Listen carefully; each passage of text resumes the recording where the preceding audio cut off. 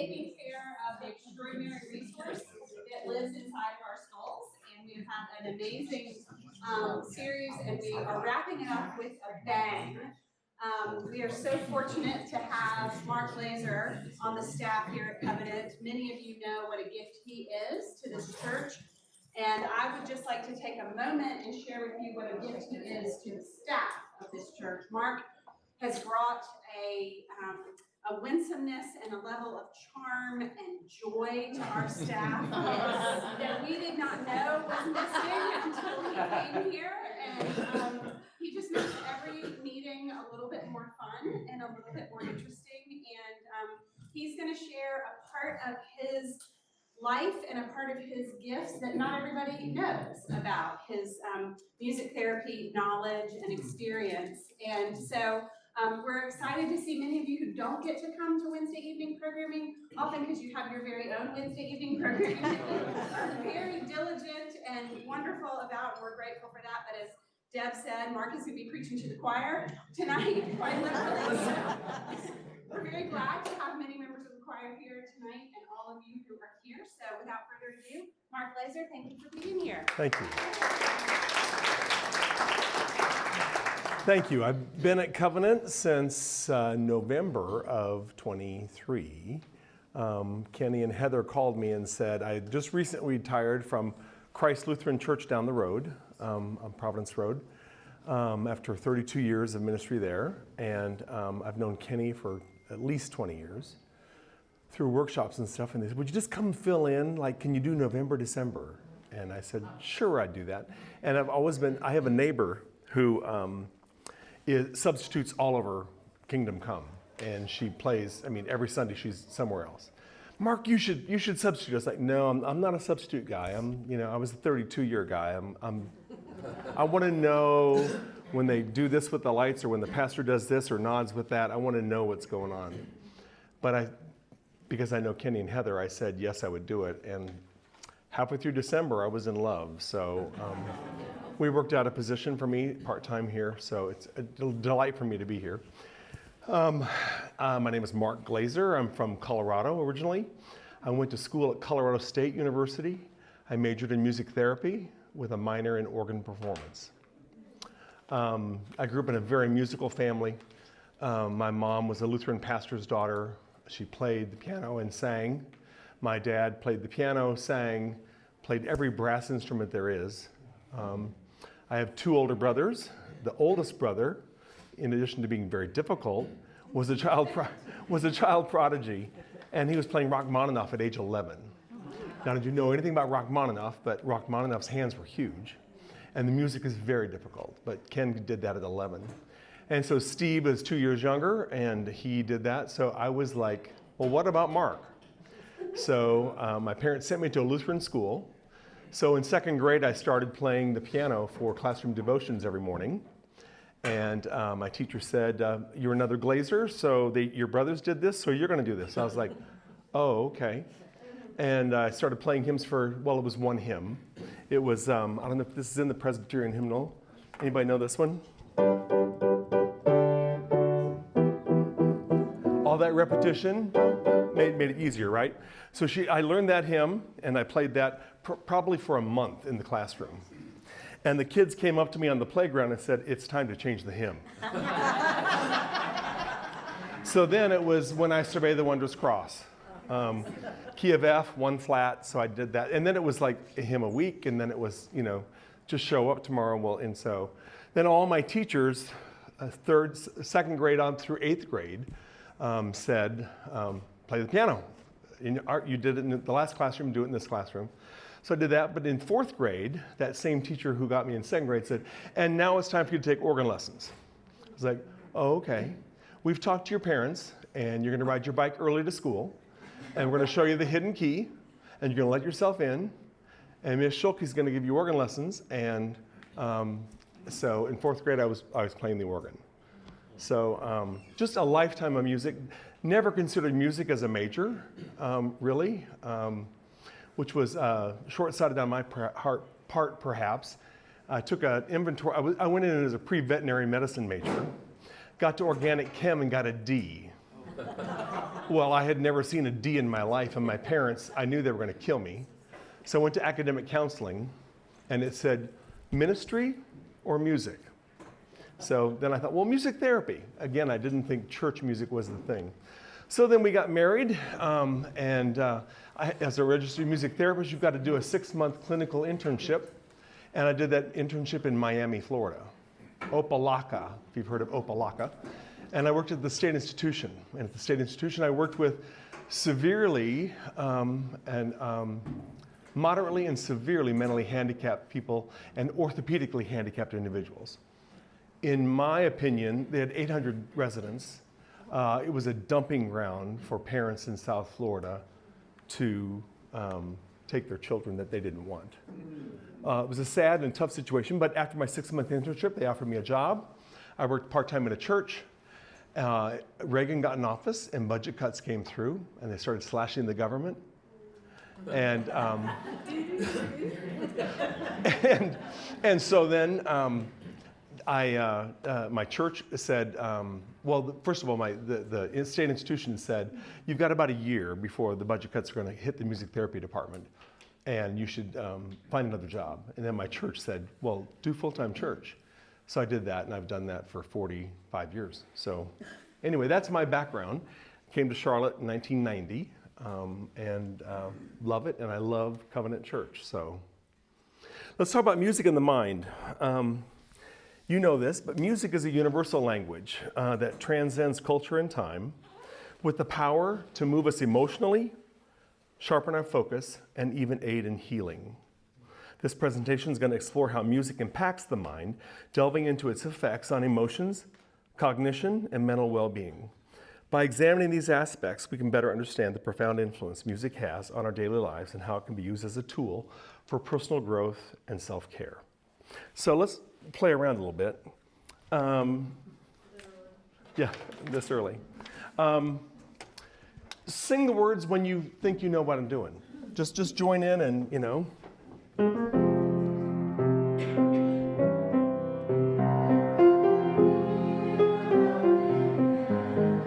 Good. And nothing, yeah. Now, how many years has it been since you heard or played that or sang that song, right? How about this?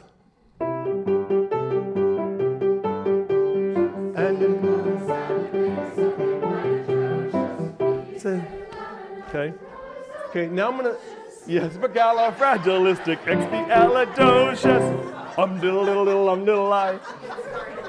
Okay, now let's try it in the middle of a song. Let's do,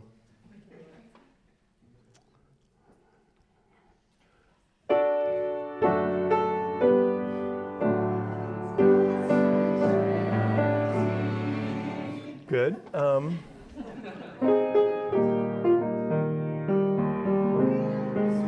Feeling small when tears are.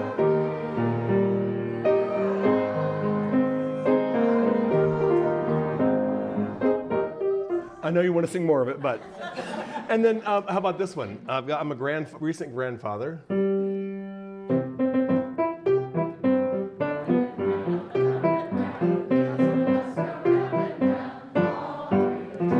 So when you listen to the radio, you might notice that you're able to sing these songs from the 70s, 80s, 90s, 2000s, whenever. I listen to a lot of Taylor Swift these days because of my granddaughter. She is 5 and she adores Taylor Swift, knows all of her songs. But one of music's the most powerful effects of music is its ability to evoke and influence emotions. Listening to music triggers the release of dopamine. Everyone heard of dopamine? This chemical in our brain associated with pleasure and reward, which explains why music can uplift our spirits or bring us comfort. Think about a funeral where you've sung or heard certain music. Can bring us comfort during difficult times. Different genres of music can elicit specific emotional responses. Upbeat, fast-paced music can energize and motivate, while slower, soothing melodies can calm the mind and reduce anxiety. For example, studies have shown that classical music can help reduce stress and lower blood pressure, while lively, rhythmic tunes are often used to boost physical performance during exercise. A lot of people have their, oh, this is my exercise mix. You know, I got to listen to this. They got their headphones in when you go to the gym, listening to that kind of music. Let's just try a little bit of that. So tell me what mood this evokes.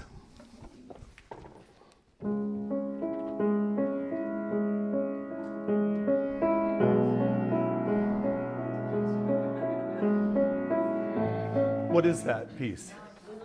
Moonlight Sonata, Beethoven, but it's melancholy perhaps, pensive. How about this?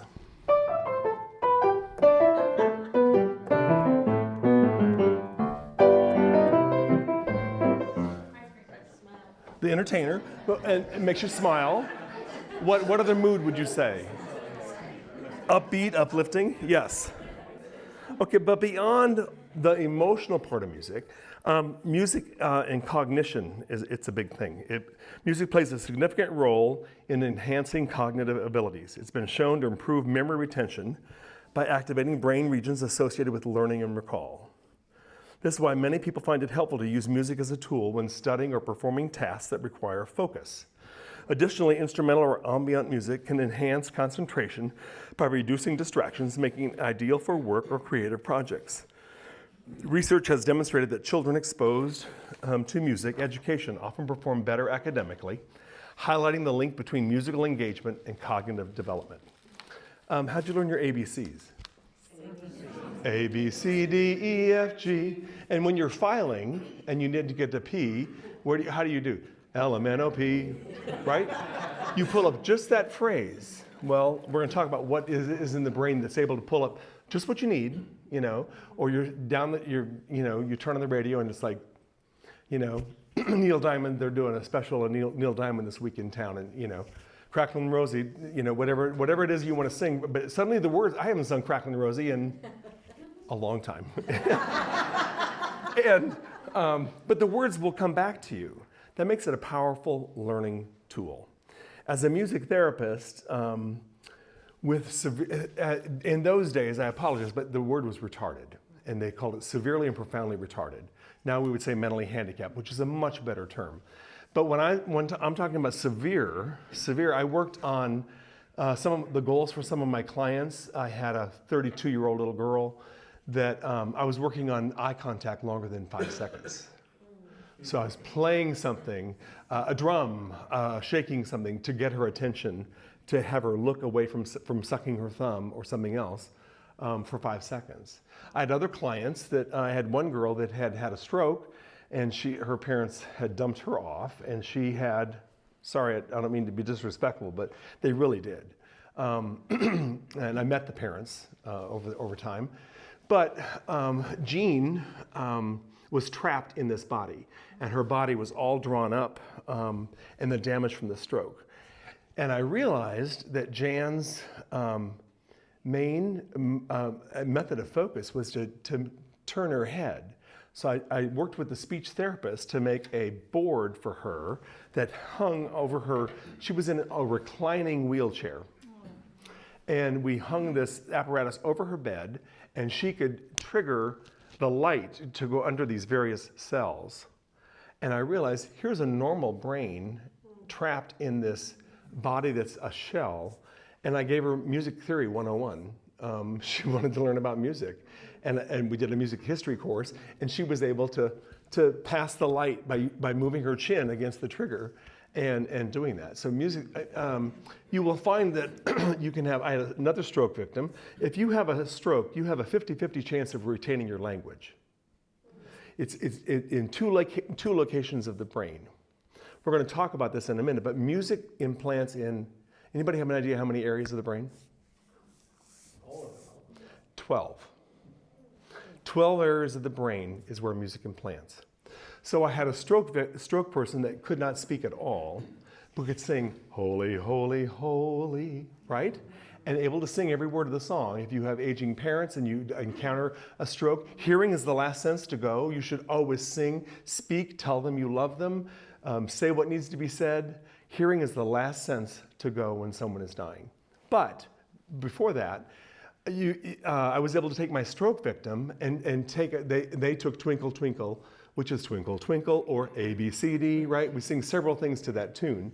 And they were able to say, I'd like some water now, please. And they were able to put a sentence into a familiar melody. So using the 12 parts of the brain to empower speech, which is in 2. So it's a fascinating thing about the mind. Any questions about any of that so far? The reptilian brain, where does that play? Well, reptilian brain is going to say, are you going to kill me? Do I need to kill you back? I'm hungry. Do I want to breed with you? That's it gets to hot and cold. I'm hot, I'm cold. That's the reptilian brain. Music is a higher functioning thing, and I have a chart on the thing which is going to do nothing for you. I should have scanned it and put it on the TV, but we're going to talk about some of those areas of the brain that are affected.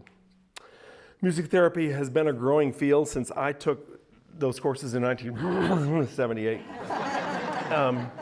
and it can harness the power of music to support mental health and well-being. It's been successfully used to treat individuals suffering from anxiety, depression, PTSD, and other psychological disorders. Do you remember the movie Platoon? Anybody remember they slowed it down in slow motion?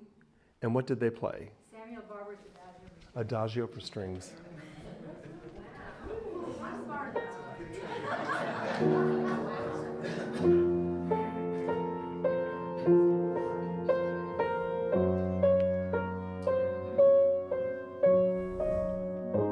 And they just, it was brilliant, but slowing that down and putting that with it, it just added a poignancy. We're already seeing the horror of the screen, of what's happening on the screen to human life.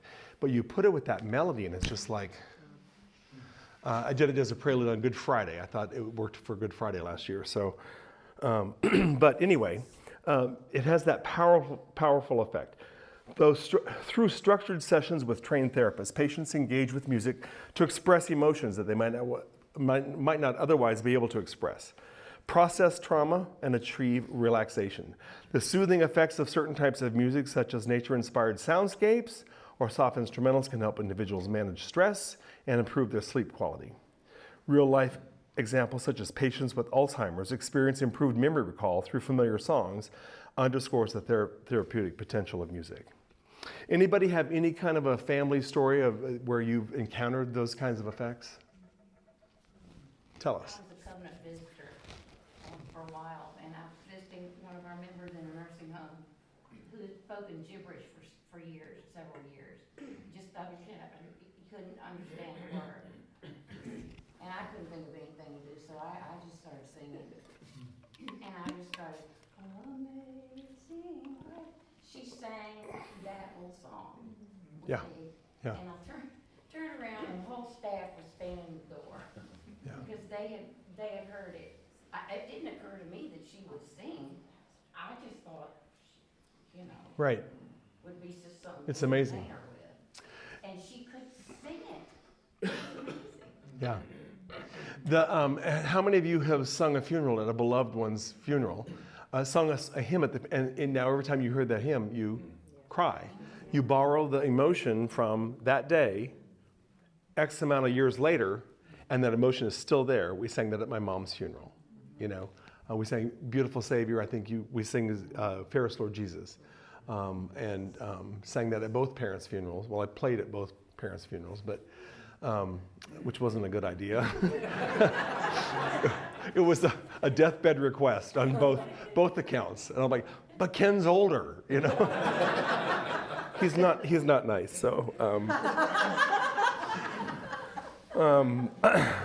Incorporating music, let's talk about some practical applications. Incorporating music into daily life can offer numerous benefits for emotional and mental health. For instance, listening to calming music during stressful situations can lower cortisol levels and promote relaxation, while upbeat playlists can increase motivation during workouts or doing mundane tasks. When I used to listen to Broadway mowing the grass. When I was on my day off on Friday, I was mowing the grass, and it was like, listen to the producers or something that was just hilarious, something that's very upbeat. Choosing the right type of music for specific activities, such as classical music for focus or rhythmic beats for exercise, can enhance productivity and mood. Understanding how music affects the mind allows us to use it intentionally, creating a personalized playlist that caters to our unique emotional and mental needs. That made me think of something.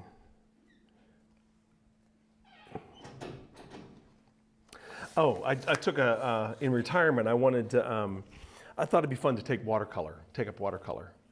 So I took a class at CPCC on Fridays and for 3 hours, and the teacher just played background jazz music all the time. And it was always, different stuff every week, but I was like, so what's with the music? She said, you're getting lost in what you're doing, which is what you're supposed to do with art, but you're doing this because there's no words, and that's a fact. So when you are relaxing and you're trying to relax, it's better if the music doesn't have words, because what happens? You're saying the wheels on the bus go. I mean, when you hear something that you know, you're going to get caught in the language or the linguistics of the piece, versus just classical music or just instrumental music. So if you are trying to calm down, don't let it be sung. So, yeah. So when I was in law school, I had 3 roommates who listened to music when they studied. Right. And I can't do that. It would drive me up the wall. And research shows that it's about, Kind of pre-headphone days. it's a 60-40 thing. 60% of people will do better. 40% of people, it drives them crazy. Yeah. So you're not alone in that. I mean, some people just want quiet. I'm married to a very musical wife, and the minute we get in the car, the radio goes off. I'm like, we're going to the beach. It's 3.5 hours. I mean, we can listen to all kinds of stuff. I need quiet. That was almost a deal breaker, you know. Go ahead. John leaves the house in the morning, I go around turning everything off. Yeah. It's like you. Yeah. Yep. It's a thing. It's a thing. So music enhances memorization in several ways, depending on the type of music and the task at hand and individual preferences. Here are some key ways that music can improve memory. I'm going to get into this, but music activates multiple regions of the brain, including those associated with emotion, attention, and memory. When I had a couple class situations when I was a music therapist of just, I guess they're called moderately mentally handicapped. And the moderately, we had classes, and I taught colors, and I taught numbers, and I taught the alphabet, and we taught body parts. I mean, you know, head, shoulders, knees, and toes, right? Remember that as a little kid? This multi-sensory stimulation can strengthen neural connections and improve recall. We talked about pleasant music can increase dopamine levels, reducing stress. This is one of the key things. It's the rhythm of music that gives it its propelling force and that lets us take it into our bodies. For example, when you hear Samuel Barber's Adagio for strings with that, there's no meter. If you're a musician, music is marked into measures usually of equal count of beats. Barber's Adagio is it's notes. You know, there's a half note, there's quarter notes, there's whole notes, but there's no bar lines. Versus something that's very rhythmic. Again, the wheels on the bus go round and round, round and round, round, right? It's very rhythmic. That's what puts it in there, is the rhythm. And again, I'll show you with my silly little tiny chart there on the board how this works. Music is made up of rhythms and patterns, and that gives it makes the information more structured, and that's what makes it so easy to recall. Any of those songs that I had you start singing, it's the rhythm that got you, the rhythm of the piece, and then you pick, oh, that's what he's playing, and you start singing the words. It's an amazing thing. Background music can create an associative link between the information being learned and the emotional or contextual environment in which it was studied. Later exposure to the same music can trigger recall. When my daughter was a baby, I had, as a music therapist, I studied the Mozart effect. Anybody heard of the Mozart effect? I was going to ask you if you'd talk about that. So the Mozart effect basically says that Mozart's music, a lot of it is between 71 and 78 beats per quarter note per 78 beats BPM per minute. Thank you. And so that's just above most people's resting heartbeat. So it's stimulative, but it's not like Prokofiev, Peter and the Wolf. It's not like Steppenwolf. It doesn't overstimulate. It's complex enough. It's not like Bach. Bach is very complex. And when he was writing music, it was said that the complaints were, it's too many notes. That's what they always said about Bach. Too many notes, too many notes. And you might think the same thing when I play Bach at church. That's, what do I hang on to?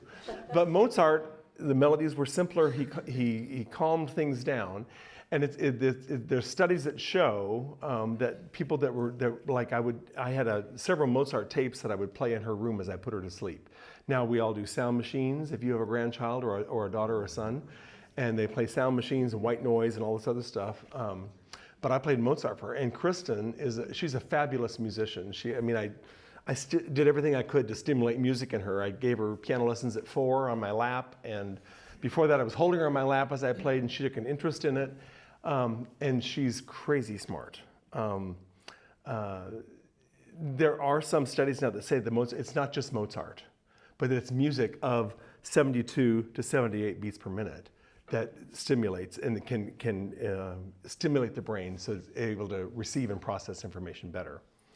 Again, it's going into 12 parts of the brain, language is in 2. So that's its power. Music aiding in repetition without fatigue. Music can make repetitive learning and learning tasks feel less tedious, increasing endurance. Mowing the lawn, to Broadway, whatever, The effectiveness of music on you and on your memory varies from person to person. Some people find background music distracting, while others benefit from it. The best approach is to, of course, experiment with that. Okay, so let's just talk about the brain, and you're going to see this blob up here, and I'm just going to show you, just so you get the sense of all the areas of the brain. So the auditory cortex is right here. So this is the front of the brain, that's the back of the head, this is the side view, right? So this, the temporal lobe right there, it processes basic sound elements like pitch and volume. Is it low? Is it high? Is it loud? Is it soft? That's right there. The frontal lobe, number 2, right here. So the frontal lobe is right in here. This area of the brain is involved in attention, planning, and decision making. It contributes to processing musical structure and expectations. Number 3, right here, also in the frontal lobe, it's called the Broca area. Situated in the frontal lobe, this region is associated with language processing and production, playing a role in analyzing musical syntax and structure. Well, my granddaughter, Chloe, is 5, and my daughter, Kristen, sent her to SAIL, Southern Academy of International Languages, and she's doing French in kindergarten. The teacher from day one she spoke English and French. After that, it was all sung. She sang everything for the next 2 weeks in French. Well, we went to Chloe's little classroom program at Christmas time. So it's not a Christmas program with all the kids, but just that classroom. We got there early, and the teacher said, well, just sit around the sides, please, and I've still got these kids here. So she's working with all the kids in the middle with a rug, and and so we as parents and grandparents sat around the side, and she is going full speed French, and just like, it's nothing like slow, like, and this means this or this means that. No, it was full bore. So in September, October, November, December, 4 months, Chloe is almost fluent in French. But she uses music. And not all the teachers at SAIL, I'm looking at Kenny because his kids went to SAIL. Not all of them do that, but in her class, full-scale music for 2 weeks. And and not a word of English. So that's that area of the brain. Number 4, again, this area of the brain is called the Wernicke region.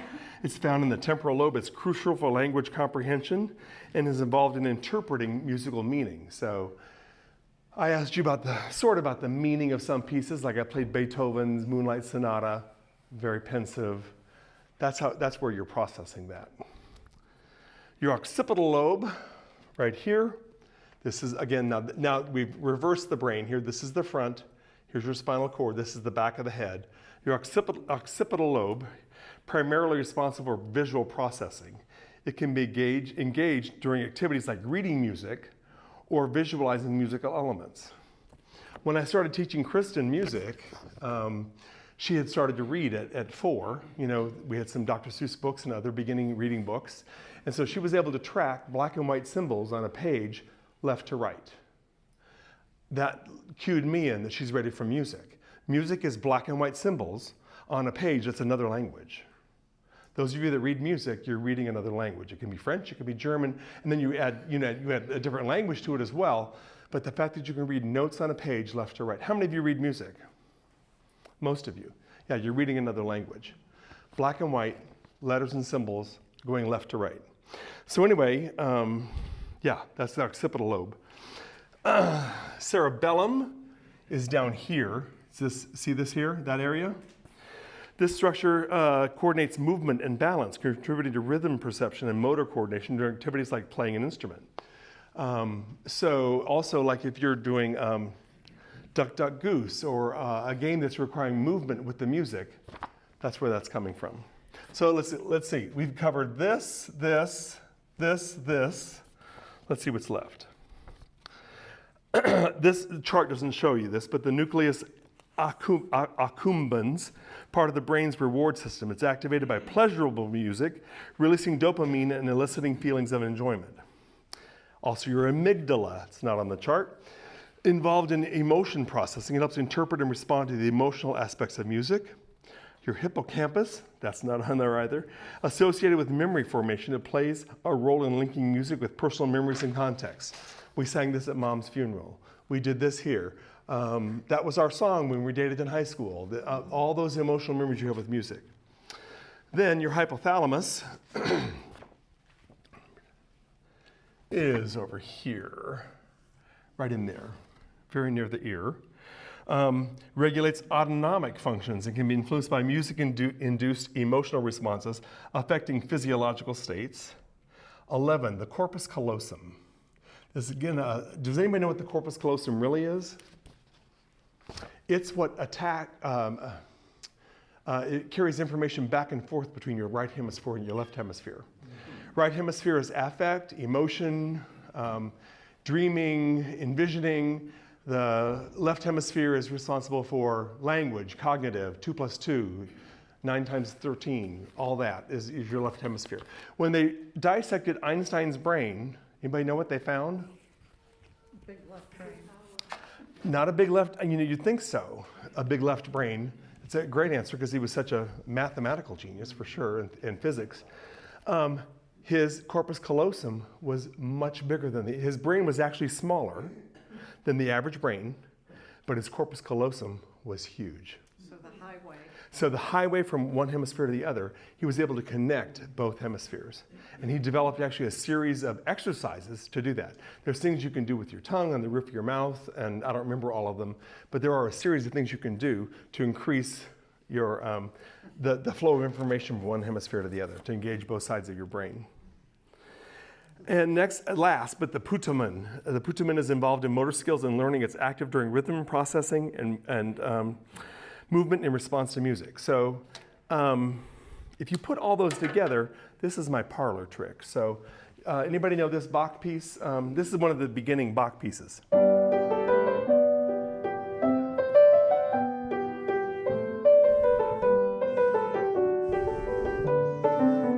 Right? I'm gonna play it upside down and backwards. Sorry, this looks bad, I know. I just gotta find it.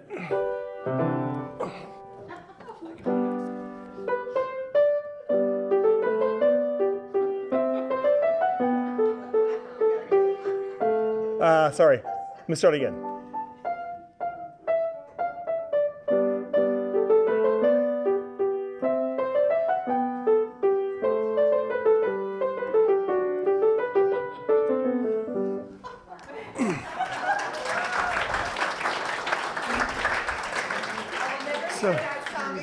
I know. I'm sorry. And some things you just can't unsee. I know. We want to see that at 11 o'clock. With all those keyboards, yeah.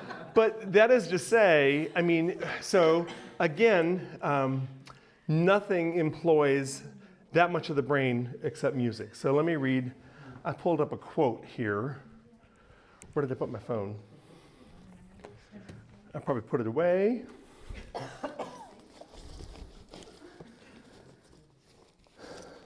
Here it is. No, I got it. Here it is. 7 texts. Goodness sakes. Come on. Give me a break. I did some research on what activity lights up the brain the most. The activity that lights up the brain the most is, anybody guess? Playing a musical instrument. Neuroscientists have found that playing, what? We missed something. It's not sex.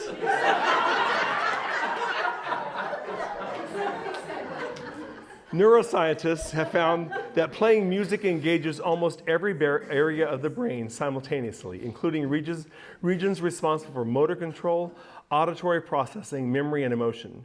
It also strengthens connections between the left and the right hemispheres, enhancing cognitive flexibility and problem-solving skills. So then I said, well, what musical instruments light up the brain the most? Guess what's number one? Organ. Well, it's using both feet, both hands. Sometimes you got one hand on this manual, one on the other, all that. Also, oboe, violin. Why violin? Violin has no frets. A guitar's got frets where they have bars where you can play the string at that point, and it gives you that note at that point. In violin, you've got to know where that is. You've got to learn, and you've got to memorize that, and you've got to intuit when you're playing this. So when you hear a great violinist, that lights up the brain a big deal. The other one is French horn. Those are the instruments that most light up the brain. What's that? And trombone was in there too. Thank you. Not the same. What about the harp? That's supposed to be really hard. Harp is just a sideways piano.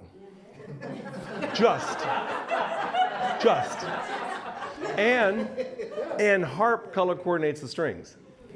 So you can see where the C's are. You can see where, But I'm not saying it's not difficult to play. I'm saying the ones that really light up the brain. Yes? What about singing?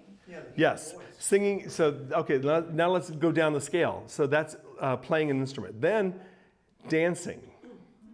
Combines physical movement, rhythm, and coordination, engaging multiple brain regions. Learning a new language. Stimulates memory, problem solving, and auditory processing. Complex problem solving, chess or difficult puzzles, engages critical thinking and strategic planning areas. Social interactions and, not sex, social interactions and storytelling activate emotional and cognitive processing centers. Physical exercise, singing is next. So, but I mean, that's like out of a whole list of, things, and, so I would commend to you, if you're interested in any of this, in the summer we go to Chautauqua. Anybody heard of Chautauqua?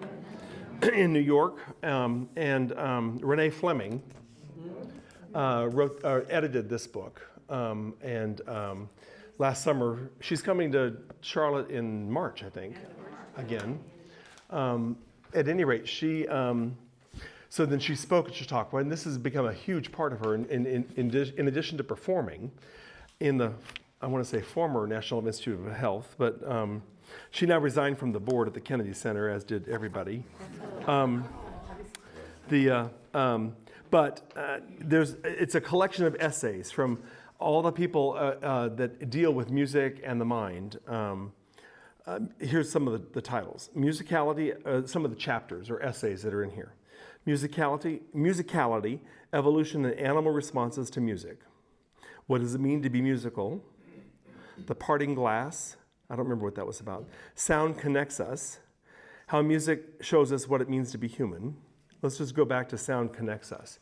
It's been found that when a choir is singing, and they've been singing together for over 35 minutes, how we got this number, over 35 minutes, most of our heartbeats will be in sync. You're shaking your head, yes. You know about this? Yeah. You tell your kids about this? Yeah. High schoolers, yeah, you know. Sounding joy, can singing touch the heart? Rabbit hole, music for chronic pain management, music across the continuum of care in a hospital setting. I sing the body electric, music psychotherapy and music in medicine. How to fall in love with opera, our symphony orchestra, the people's band, and a symbol of civilization. Arts for non-arts outcomes, musical connections, what can music do? Sing, dance, and play, dancing and Parkinson's. It's amazing if you have anybody that you know that's, and there's, that was a third of them, of the essays in here. So I'll put this up here if you want to take a look at that. But you can, I had a volunteer that worked with me at Christ Lutheran. His name was Don, and he was 71 when he was diagnosed with Parkinson's, and it was severe. But he wanted to help, so I was like, sure, and he would file music for me, and he would do all kinds of things like that. And then he did some work with me. I had a touring senior high school choir, and so he wanted to go on tour. I was like, he had the, you know, have you seen someone with Parkinson's? And again, I'm not making fun. I'm just trying to demonstrate. But there's a lot of Parkinson's that's like this, and then they'll walk, right? Then they can walk. It's called a stutter step. And he'd be like this, and I'd say heels, and he'd go. So my auditory command gets there faster than his own brain. What happens with Parkinson's is that if you think about all these synapses and the coating on the wires, the melanin melts down, and so the wires are now shorting out against each other. So the signal is not getting from the brain to his feet. I had another friend that had Parkinson's, and she'd say, I have to tell my hand, she wants to get the car keys out of her pocket. And she'd be like, and I'd say, keys, and she'd pull them out. So the auditory command is getting a different part of the brain. So with Parkinson's, if you have someone in your life with Parkinson's, try that and see if your command doesn't get there faster than them struggling with getting that signal through the melted melanin on their wires. So other questions you guys have or comments about high schoolers? Yes. So I don't know if this is a question or statement, but on Sunday, so both music teams sang Revelation 19, right? Yes. So a couple of us were in the back during the 9:30 service, June and Sarah and I were watching the 9:30 team do it, and it was like a rocking experience. It was great. And then at 11 o'clock, we sang it, and it was like a completely different, like a physical experience. I'm looking at June, because June and I have been singing together since we were in our 20s, and we cry at the same exact things. Right. All the time. And so I just was like fascinated by that, like how watching it, and then the same piece, and then singing it was like two different experiences. Right.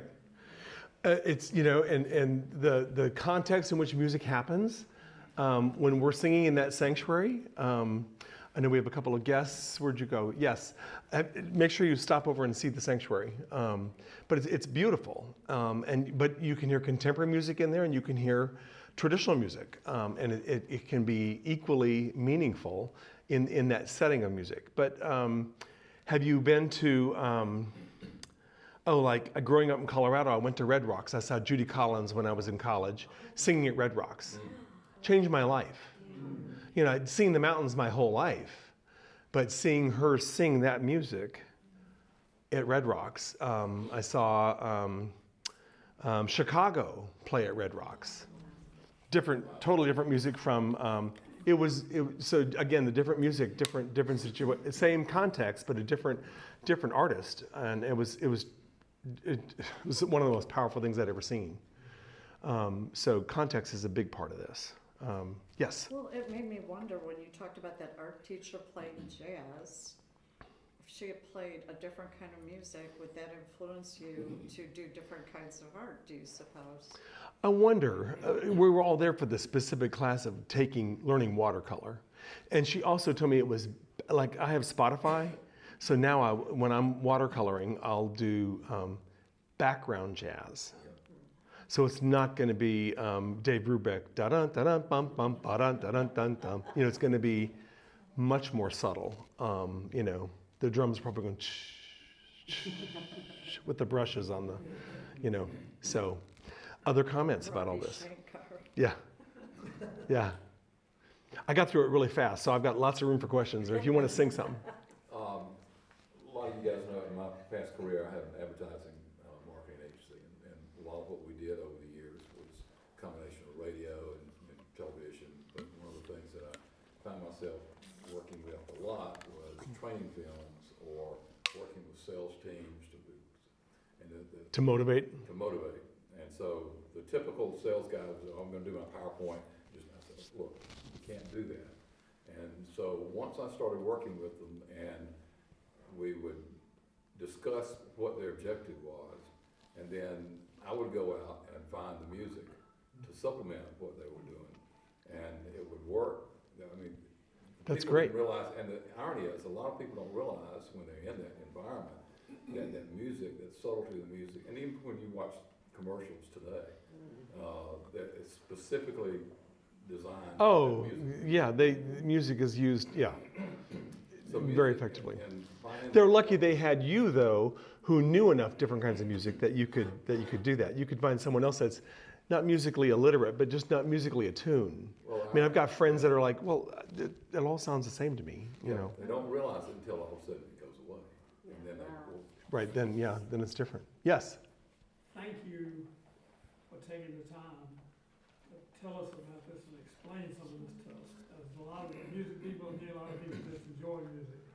But to hear the mechanics of what you're talking about is very interesting and very Thank you.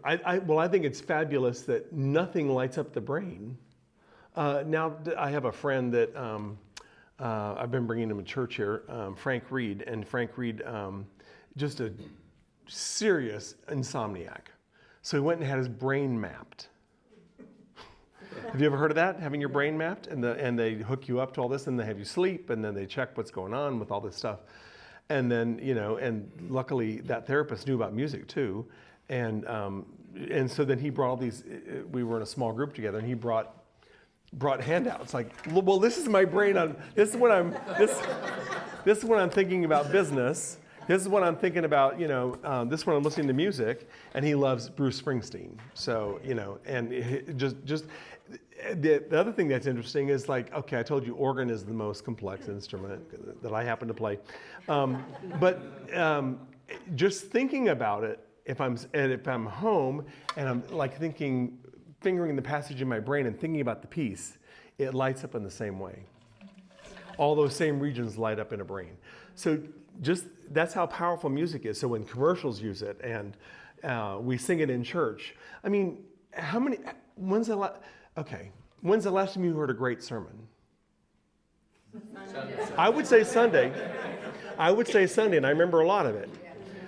Do you remember the week before? Yes. Wasn't it Grace? Mm-hmm. I remember that one too. Okay, give me 3 weeks ago. Remember that one? Not so much. I mean, nothing plants the seeds of God's word in hearts like music. When you're teaching, Jesus loves me, this I know. You know, if you tell your grandchild or your child nothing else than that, they're gonna, you know, that's what they need to know, right? That Jesus loves them. That's the most important thing. But music's had its good and bad times in the church. You know, Calvinists and other reformers thought that it was too emotive and that we need to be more cerebral, and that music took us away from the word. A bunch of uptight Presbyterians, yeah. Exactly. I'm Lutheran, and Luther felt just the opposite. Of course, Calvin came after Luther and said he's wrong. Luther was very emotional, and he took, you know, A Mighty Fortress. The famous story is that, you know, well, actually, it used to go like this.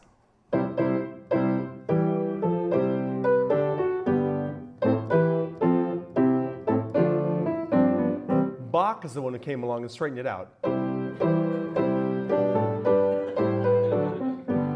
One's called isorhythmic and one's called rhythmic.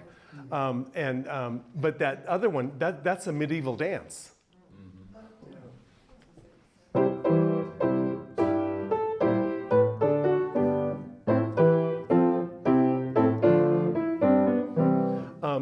A lot of Renaissance music has that long, short meter to it. So, but it was complicated for them. I mean, if you think about the history of the church was the world. It was government. It was social. It was education. If you were an eldest son, you would inherit the business. The second son went to the monastery, right? So it was the way of life. So I'll give you just a snippet of church history here then with, so you've got, anybody know what the largest church building in the world is?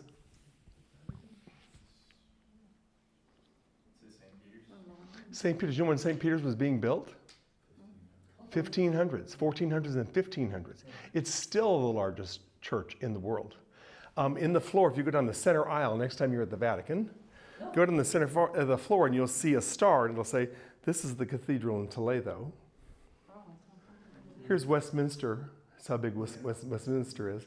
And they're arrogant enough to put markers in the floor that show you how big the other churches aren't. Right? So, at that same time, this is the 1500s, early 1500s, guess who's gilding the dome in Michelangelo? Michelangelo, I think he's 24 at the time. And he is, have you walked the dome or anybody been there and seen St. Peter's? And you can go, at least when I went, you could go up in the dome and I'm like why can I touch these tiles? These gold tiles were laid by Michelangelo himself. And you can go up, I don't know if you still can, but I could 10 years ago. So anyway, so that's expensive. We got to raise some money, folks. So how do we raise money? Indulgences. We sell these little slips of paper that says, when the coin in the coffer rings, the soul to heaven rings. So in other words, my mom, as good as she was as a pastor's daughter and the whole bit, sending her children to Lutheran schools, and we had devotions every night at dinner, family devotions. And then we would all sing a hymn and we took different turns playing who was going to play the piano. So a really religious background, being Catholic, I would assume that she was in purgatory and I have to get her out. So of course I'm going to pay for that. So you're buying these slips of paper. So onto the scene comes Martin Luther, a monk, German monk, right? Catholic as he can be. And he's like, this is wrong. We're funding this. And the church is magnificent. I mean, it's beautiful. I mean, you walk into Michelangelo's Pietas, the first thing on the right. I mean, it's like, you can see the veins on Jesus' hands. I mean, it's just magnificent. It comes at a cost. What we have here, I mean, I'm amazed that all the Lutheran churches I've been in have had the first unit. Do you know what the first unit was at Covenant? The chapel and the sanctuary with what's underneath. That they built all that at one time. Do you know when the organ was put in? A year later. Not many churches start out with that kind of endowment, that kind of blessing, that kind of a foundation just out of the ground. So Martin Luther comes along and he's like, this is wrong, and you're guilting these poor peasants who can't afford food to buy indulgences. So he rails against the church, nails how many theses on the door? 95 theses on the doors of Wittenberg Church. And they're all about, how wrong this is. And then he studies the Bible and he says, well, by grace we're saved through faith, not works lest any man should boast. And that's the foundation of the Protestant Reformation. That verse right there. And it went like fire. Well, I thought, I'd grown up Lutheran, so I'd heard all this history. I didn't hear about the Michelangelo, though, and put all that together. And then you look at the fact that 3 doors down from where Luther's living, guess who lives 3 doors down? Gutenberg. What did Gutenberg invite? What did he invent? The printing press. Well, Luther and his wife Kitty brewed beer. So who was his drinking buddy? Gutenberg, the inventor of the cell phone, basically, right? So, and you've got this angry populace, and the flames went nuts. And then it took, and Luther was not trying to be not Catholic. He wanted to stay as part of the church, but the church excommunicated him and forced him out. So that became the first break off from the Catholic Church, which had been around for 1,500 years. There's some Protestants today, I mean, like the Church of Christ in Tennessee, where I served for a while, there's no instruments. Right. All So they felt that, only sing the songs. but see, it's a knee-jerk reaction. When you think of a Catholic church, what do you think of? The building. What do you think of? What? Incense. What else? What? Pageantry. What else? Incense. But usually, often they're very ornate, and especially the Catholic churches in Europe, that was the church, right? So the knee-jerk reaction was, pull that stuff out of here. People are getting caught up in the beautiful stained glass and the ornate organ case and all that stuff. So the church went the other way, and Calvin went the other way. Like, let's strip this stuff away, because Luther was still the former Catholic churches became Lutheran churches, so they still had. He took the statues of Mary out. Felt it was wrong to worship Mary. But everything else, all the other ornateness stayed. So then the Calvinist movement was a knee-jerk reaction to that. Let's remove all this idolatry that's going on with the building. You know, I mean, you can get lost in these windows here at Covenant. They're magnificent. Yes. We have literature on music. We have literature now on music and the brain. We have literature on the music and the society. Is there any literature on music and the sacred? The music, how it influences. If you think of the spirit of man, the energy that is that spirit, the creative energy. No. The actual, the energy. When that body dies, and it stops moving, it stops breathing, and blah. Whatever was in there has left it. Do we have any literature as to how music becomes the sacred and that speaks to that spiritual part of us? You know? Not that I'm aware of. There are. This is another topic for another night, but when I was 19, I drowned and died, and then had one of those beyond and back experiences. And the music or the sound that I heard when I was in the presence of the eternal light was nothing like I'd ever heard before, but I knew what it was. How? Okay. How did you know? Well, I thought number one, I was 19, and Dr. Elizabeth Kubler-Ross had not written her book about Beyond and Back. So I thought it was lack of oxygen to the brain. So I thought I'd hallucinated. It was my best friend that saved my life. That's another topic for another night. But you know, I knew it was music, but it was nothing. Growing up as musical as I did, it was nothing I'd ever heard or experienced. It's this heavenly. I understood. First of all, I said, "Lord, I'm ready." When I realized what was happening, I'm not going to make it to the shore. I'm going to drown in this filthy river. And I came to grips with that. Then it was like the peace that passes all understanding. You've heard that phrase in church. We've talked about it. And that's what I experienced. And I did hear music. But I don't know that anybody, there's a couple of authors now that I've been in communication with that have, had that. So her book came out my sophomore year. And I was like, I'm not crazy. Look at this.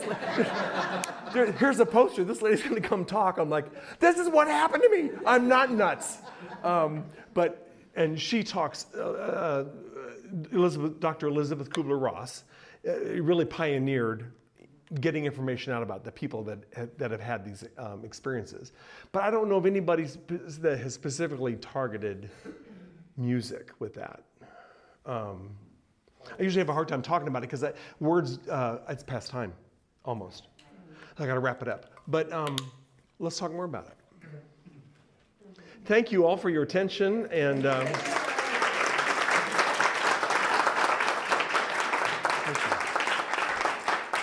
thank you. Go to choir. You guys are late. Go. Choir time. Go.